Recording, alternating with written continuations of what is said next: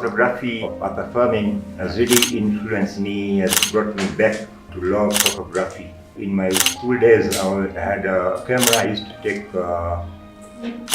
photos of students. I used to charge them 10 bob per copy. And I really liked photography. But when I got in touch with Arthur Firmin's work, it went a notch higher, because the kind of work he did was really professional work, very enduring work under very difficult situations where he took his photography.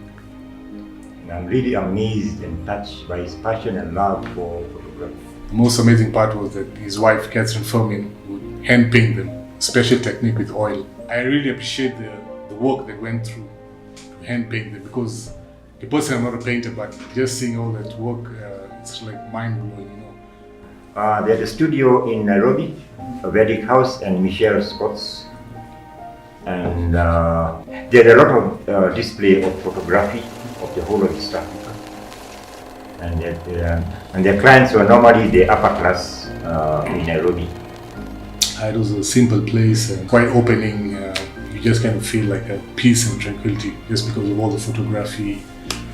And especially in Nairobi, in a concrete jungle, so when you have something like that in quite a busy city, it was kind of like taking you back to appreciate it more, you know. Like it also had like all the sceneries of Nairobi, so you know you would see those, and also now see people outside and see the traffic and all that, and how cars were back then, and the people how they would dress, you know.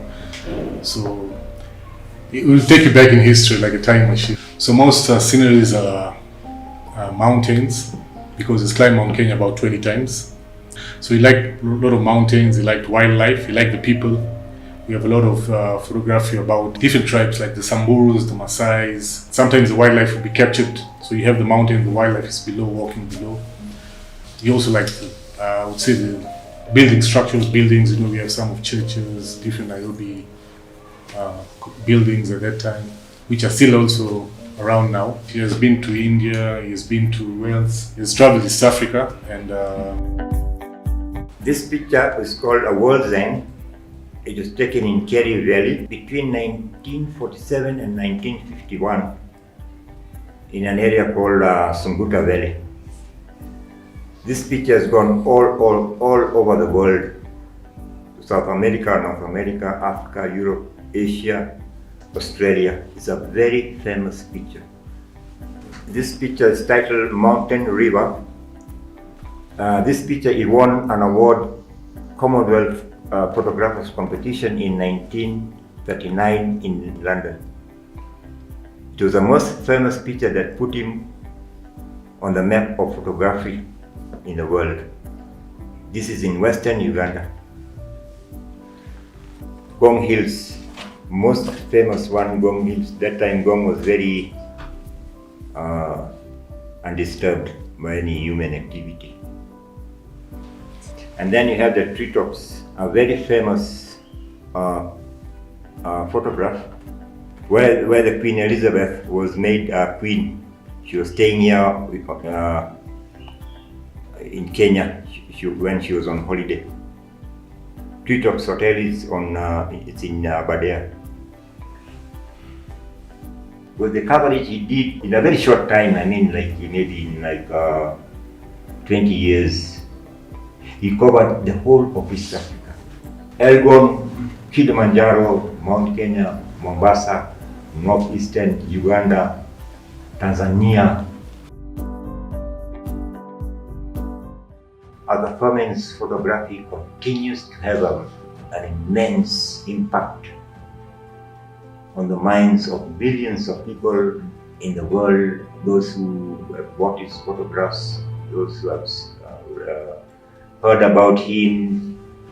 His impact will continue for generations to come and inspire millions of people around the world, locally and internationally. He died in the Himalayas, in Asia.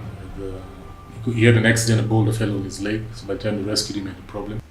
That's Arthur Firmin's ID, his official ID.